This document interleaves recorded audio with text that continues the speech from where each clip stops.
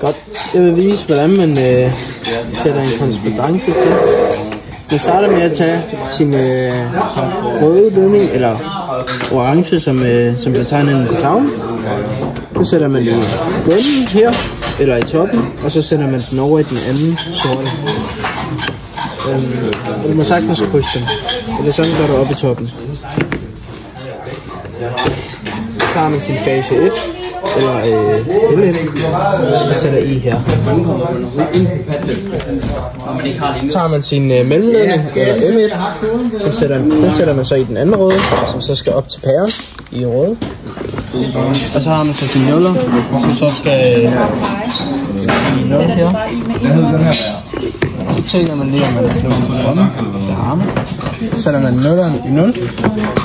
Og fase 1 i fase 2. Tænder man for strømmen. Så kan man jo så lyse pæren. Så vil jeg jo så prøve at se, om så slukker den. Trykker der. Gør den. Tænder den sådan, når jeg trykker herover. Så gør den. Nu har vi lavet en korrespondance.